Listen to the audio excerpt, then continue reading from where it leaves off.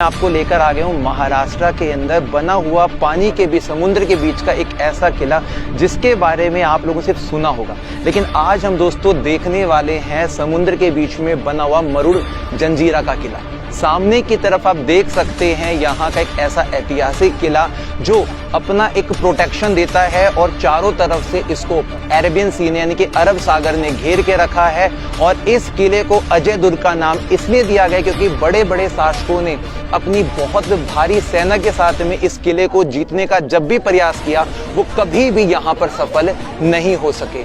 और दोस्तों इस किले के बाहरी जो बनावट है ना, उसके अंदर हमें यहाँ से इसके बुर्ज वगैरह जो दिखाई दे रहे हैं, ये कुल मिलाकर 19 बुर्ज बने हुए हैं। और इस 19 बुर्ज के ऊपर एक वक्त पहले इतनी बड़ी बड़ी तोपें लगी रहती थी यहाँ के सिद्दी शासकों की, जिसकी वजह से यहाँ से हमलावर उन तोपों का ना तो मुकाबला कर पाते थे और ना ही कभी उन्होंने इस किले को जीतने का पूरा अंत तक प्रयास किया।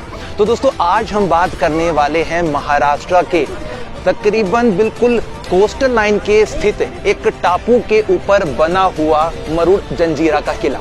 एक्चुअली में दोस्तों जंजीरा जो एक ना अपभ्रंश है, ये बना है आपका जंजीरा से, और जो जंजीरा नाम का वर्ड होता है ना, ये आपका होता है टापू, यानी कि एक ऐसा छोटा हिस्सा जिसके ऊपर आज एक किला बना हुआ है। वक्त के साथ साथ में इसको जो नाम है वो जंजीरा दे दिया गया। लेकिन यदि हम बात करते हैं इसके समुद्र तल से ऊंचाई के दोस्तों, तो तकरीबन 40 फीट ऊंचे इसके बाहरी बुर्ज हमें देखने को मिल रहे हैं। और इसको 3 हिस्सों में बनाया गया है। नीचे वाला जो पोर्शन है, उस वाले पोर्शन के तो अंदर रखे जाते थे बारूद वगैरह ताकि वो ठंडे रहें। बीच वाले पोर्शन में आप वॉक कर सकते हो जहां से दुश्मनों को देखा जा सकता है। और बिल्कुल ऊपर वाले हिस्से की यदि हम बात करते तो वहां पे तैनात रहती थी तोप वगैरह। तो दोस्तों इसके बारे में भी हम और बारीकियों के साथ में बात करेंगे। पहले आप अपनी नज़र को इस पास वाले हिस्से में थोड़ा सा घुमा कर देखिए।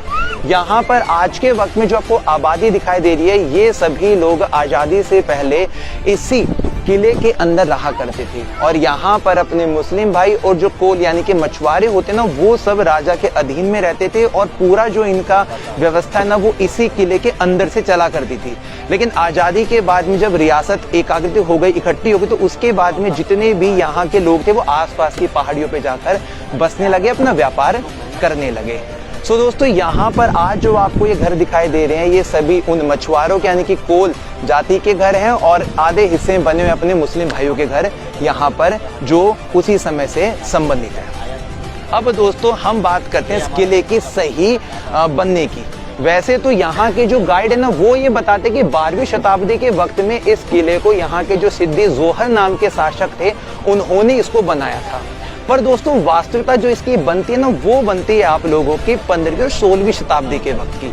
क्योंकि ये जो हिस्सा आज आपको दिखाई दे रहा है, ये गुजरात और आपका जो मैंगलुरु वाला क्षेत्र है उसके बिल्कुल मध्यस्थ में पड़ता है।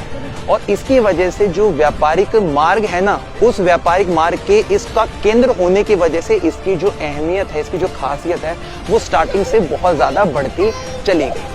तो शुरुआत में यहाँ पर जो कोल यानी कि मछुआरों के एक राजा हुआ करते थे, राजा रामराव पाटिल, जिन्होंने यहाँ पर अपना एक लकड़ी के ढांचे का एक इमारत तैयार की थी, एक किला बनाया था। और उस किले को बनाने के लिए उन्होंने अहमदनगर की जो रियासत थी, वहाँ के सुल्तान थे जिनका नाम था निजाम खान, उनसे उन्होंने पहले परमिशन मांगी, क्योंकि ये वाला जो क्षेत्र है वो पूरे का पूरा उन्हीं निजाम के अधीन में आता था। और दोस्तों उनकी परमिशन के बाद में उन्होंने जब यहाँ पर अपना वो किला तैयार किया लकड़ी के ढांचे का, तो अहमदनगर के सुल्तान को वो किला बहुत पसंद आया। तो उन्होंने राजा राम को कहा कि भाई आप ये वाला किला मुझे दे दो। लेकिन राजा राम का जो पूरा व्यापार था, उनका संगठन था, यहीं से संचालित हो रहा था, तो उन्होंने देने से मना कर दिया।